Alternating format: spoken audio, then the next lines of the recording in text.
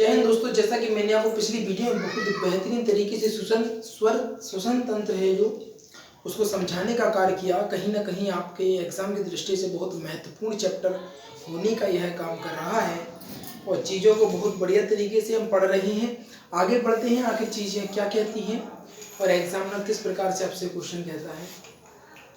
आपको बता दें कि आप लोग पहला नोट्स बनाने का काम करेंगे, दूसरा वीकली रिवीजन करने का काम करेंगे। कुछ टाइम बाद आपको बता देंगे हम राम सेतु बैच के बारे में भी। बहुत बेहतरीन सा बैच है, आपके जीवन में कतई कुछ जीवन भर जब तक जॉब नहीं, जब तक नहीं, आपके जीवन भर में कभी भी दोहरापन नहीं होने देगा। राम सेतु बैच होगा, भव से पार लगाने वाला बैच होगा। बहुत बेहतरीन तरीके से उसमें कंटेंट आपको देखने को मिलेगा, सारी चीज़ें बहुत बेहतरीन होंगी। तो आपको बता दिया गया है जीके का बैच होगा और जीके में हिस्ट्री स्टार्ट करेंगे बहुत बेहतरीन तरीके से। इतना गजब होगा ना, चीज़ें आपको रट जाएंगी, चीज़ें आप ऐसे याद करोगे जैसे कहानी, ऐसे आपको फील होगा कि जैसे ये हमारी आंखों के सामने हुआ है। इस प्रकार की लैंग्वेज के साथ, आपकी सरल भाषा के साथ महत्वपूर्ण चीज़ों को लेके और बढ़िया तरीके से हम पढ़ाने का काम करेंगे। फिलहाल अभी टॉपिक पर आ जाते हैं। अपना जीएस चल रहा है, लगभग छठवां सातवां चैप्टर अपना लगभग चल रहा है। और जो चैप्टर है, कहीं ना कहीं अब जो चैप्टर है वो थोड़े से बड़े होंगे, लेकिन आपको थोड़ा भी नहीं डरना है, बढ़िया तरीके से पढ़ाई करनी है। चलते हैं सीधा टॉपिक पर। टॉपिक क्या कहता है तो आपको बता दिया था कल हमने, निःश्वसन क्या कहलाता है। जब हम सांस लेते हैं तो उसको निःश्वसन कहते हैं। जब सांस हम लेते हैं तो कहना सर जी उसको निःश्वसन कहते हैं। क्लियर है ना। इसके बाद निःश्वसन क्या कहलाता है। जब हम सांस को बाहर छोड़ने का कार्य करते हैं, जब हम सांस को क्या करते हैं, बाहर छोड़ने का कार्य करते हैं तो उसको क्या बोलते हैं, निःश्वसन कहते हैं। क्या कहते हैं, निःश्वसन कहते हैं। जितनी मात्रा में हम सांस अंदर लेते हैं उतनी ही मात्रा में हम बाहर छोड़ते हैं। जितनी मात्रा में हम सांस अंदर लेते हैं उतनी ही मात्रा में हम सांस बाहर छोड़ते हैं। किंतु गैसों का अनुपात है वो बदल जाता है। कितना भैया जी, गैसों का अनुपात बदल जाता है। निःश्वसन निम्नलिखित गैसें निकलती हैं। निःश्वसन में यानी जब हम सांस छोड़ते हैं तो उसमें निम्नलिखित गैसें निकलती हैं, और जब हम लेते हैं सांस तो उसके लिए भी हमने उन निम्नलिखित गैसों के बारे में बताया था। एग्जाम में बहुत बेहतरीन वहाँ से प्रश्न उठाने का कार्य करता है, बहुत बेहतरीन तरीके से वहाँ से पढ़ाने का कार्य करता है। हमने थोड़ा सा यहाँ पर जो ऑक्सीजन है भैया जी, ऑक्सीजन होगा कितना, 17%, C2 होगा 4.6%, नाइट्रोजन 78%। कितना, नाइट्रोजन होगा 78%। कितना कहना सर जी, 78%। ठीक है। प्रमुख श्वसन अंग जो करेंगे इसके बारे में महत्वपूर्ण बात क्या कहता है। प्रमुख जो श्वसन तंत्र होता है, श्वसन अंग होते हैं। श्वसन तंत्र का वह अंग जो कि श्वसन के तंत्र में महत्वपूर्ण, श्वसन तंत्र में सबसे महत्वपूर्ण भूमिका निभाता है, श्वसन अंग कहलाता है। महत्वपूर्ण भूमिका निभाने को ही श्वसन अंग कहते हैं। जैसे कि प्रमुख चीजें आपको दिखेंगी इस प्रकार, आपको मिलेगा बेहतरीन तरीके से यहाँ पर आपको कंटेंट देने का काम, और एनसीईआरटी पैटर्न को फॉलो करते हुए चल रहे हैं। बहुत बढ़िया सा कंटेंट आपको यहाँ देखने को मिलता है। पहला बात करेंगे, एक कोशिकीय जीव में किस प्रकार होता है सांस श्वसन। देखिए, एक कोशिकीय जो जीव होता है विसरण विधि द्वारा सांस लेता है। किस द्वारा, विसरण विधि द्वारा सांस लेता है। महत्वपूर्ण क्वेश्चन यहाँ से उठता है कि बताइए कि एक कोशिकीय जीव जो होता है वो किस प्रकार की, कहाँ से सांस लेता है, किस विधि से सांस लेता है, किस विधि से सांस लेता है, विसरण विधि से। इंपॉर्टेंट क्वेश्चन हो जाता है एग्जाम की दृष्टि से।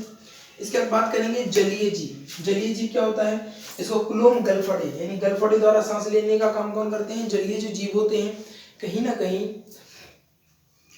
जब जलीय जीव होते हैं वो गलफड़े द्वारा ही सांस लेते हैं। उदाहरण के तौर पे आपकी मछली की बात कर लेते हैं, यह जलीय जीव है और ये सांस कहाँ से लेता है, गलफड़ों से लेने का कार्य करती है।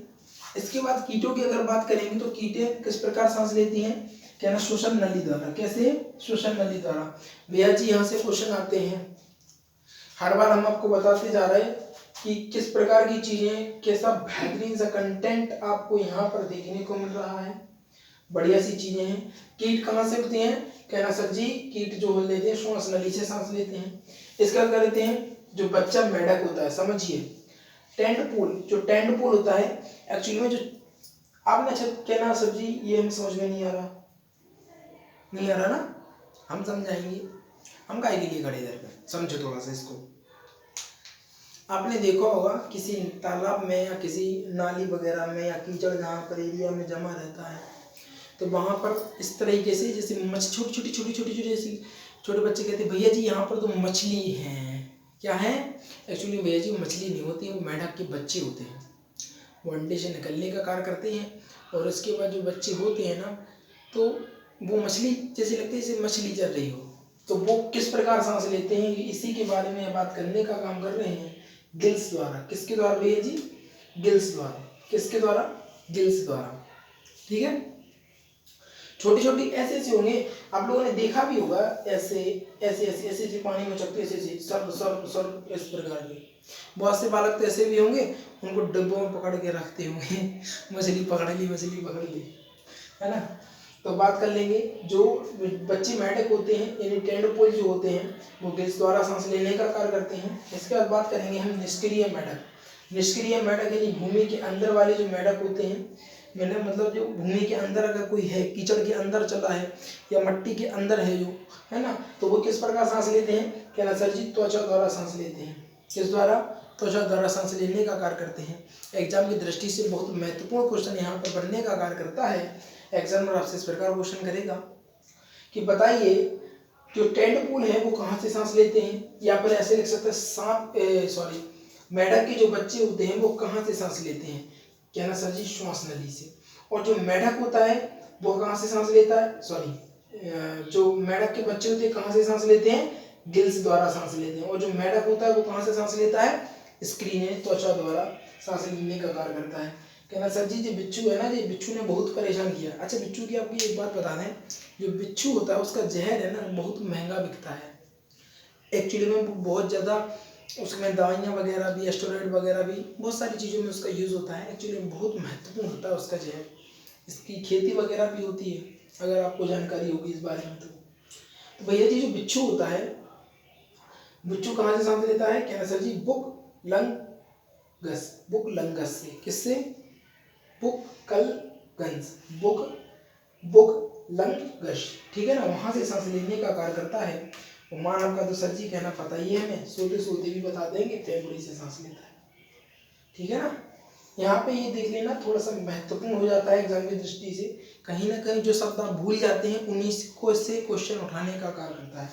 तो बुक लंगस जो है बिच्छू वहां से सांस लेने का कार्य करता है। इसके बाद आपको बता दें हम मानव का श्वसन मार्ग। मानव का श्वसन मार्ग के बारे में क्या जानकारी देते हैं ये, इसके बारे में भी बात कर लेते हैं। क्या कह रहा है? मानव जब श्वसन यानी सांस लेता है और वायु जिस मार्ग का अनुसरण करती है, मानव जब श्वसन करता है तो वायु जिस मार्ग का अनुसरण करती है, समझिएगा इस लाइन को, बहुत महत्वपूर्ण है एग्जाम की दृष्टि से। मानव जब श्वसन करता है, मानव क्या करता है? जब श्वसन करता है। मानव जब श्वसन करता है तो वायु जिस मार्ग का अनुसरण करती है, वायु भैया जी जिस मार्ग का अनुसरण करती है, तो उस मार्ग को हम क्या कहते हैं? उस मार्ग को हम श्वसन मार्ग कहा जाता है। उस मार्ग को क्या कहते हैं? कहना सर जी उस मार्ग को हम श्वसन मार्ग कहते हैं। क्लियर? कहना सर जी क्लियर है चीजें। महत्वपूर्ण यहाँ से हो जाता है। कहना सर जी पहला होगा नासा छिद्र, नासा स्वर तंत्र, ब्रोंकोलेस्ट। अरे भैया जी गलत हो गई थोड़ी, नंबर बाय नंबर पढ़ेंगे। नासा छिद्र, नासिका कपाट, ग्रसनी। इसका स्वर तंत्र, श्वास नली, ब्रोंकाई, ब्रोंकोलेस्ट, वायुकोष्ठ, हृदय और कोशिका। कहना सर जी इनका क्या काम? तो भैया यही से महत्वपूर्ण क्वेश्चन होते हैं। एक्चुअली मैं आपको बता दें, आप समझिए थोड़ा सा, बहुत बेहतरीन तरीके से समझाएंगे, कतई कोई दिक्कत नहीं होगी। ठीक है? ठीक है सर, समझो। आप सोचो, आप लोग 1 मिनट के लिए है सोचो, विचार कीजिए कि एग्जामिनर आपसे यह क्वेश्चन करता है कि बताइए श्वसन मार्ग का जो रास्ता होता है उसके बारे में क्रमबद्ध तरीके से बताइए। तो इसको क्या बोलते हैं भैया जी? इसको बोलते हैं नासिका छिद्र। क्या बोलते हैं? नासिका छिद्र। इसके बाद यहाँ पर होते हैं नासिका कपाट। क्या होते हैं? नासिका कपाट। इसके बाद ग्रसनी, ये रही यहाँ से ग्रसनी। इसके बाद स्वर तंत्र। स्वर तंत्र के बाद क्या आएगा भैया जी? कहना सर जी श्वास नली, ये रही श्वास नली, ये हैं दोनों श्वास नली। फिर उसके बाद ब्रोंकोलिस्ट, फिर उसके बाद वायु ब्रोंकाई, पहले ब्रोंकाई फिर ब्रोंकोलिस्ट, पहले ब्रोंकोलिस्ट। समझो, थोड़ा सा समझाने का काम करेंगे। देखो इतनी चीजें तो क्लियर ही होंगे। ये आ गई रुधिर,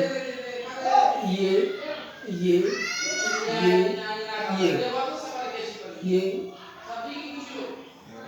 थोड़ा सा समझिएगा आप, चीजें इंपॉर्टेंट हैं एग्जाम की दृष्टि से भैया जी। तो देखो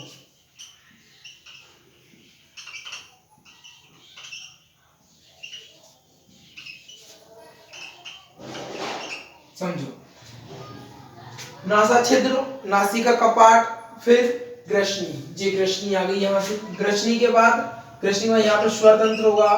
स्वर तंत्र के बाद क्या होगा, यानी सर जी स्वर तंत्र के बाद कौन सी होगी, श्वास नली। क्या होगी, ये होगी श्वास नली। कौन सी है वही, ये श्वास नली।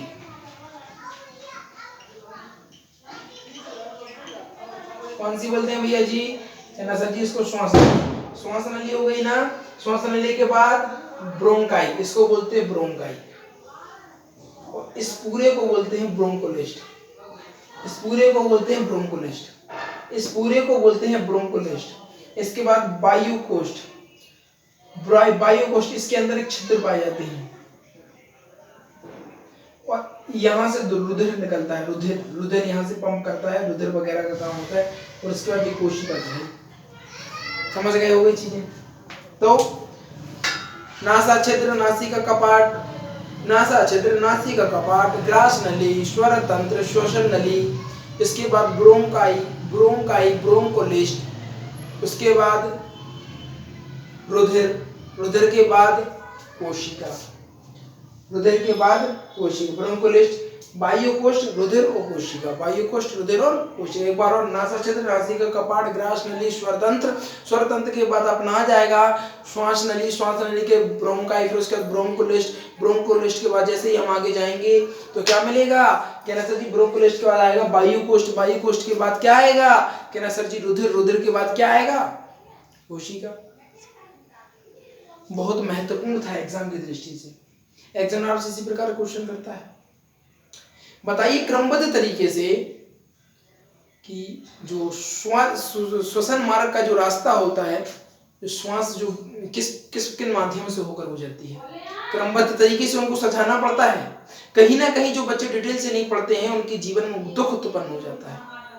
कहीं ना कहीं वो रह जाते हैं और सोचते हैं कि काश हम फ्यूचर एकेडमी से पढ़ ले, XYZ से पढ़ लेते, बाहुबली बैच पढ़ लेते, तो आज शायद हमें ये चीजों में अटकना नहीं पड़ता।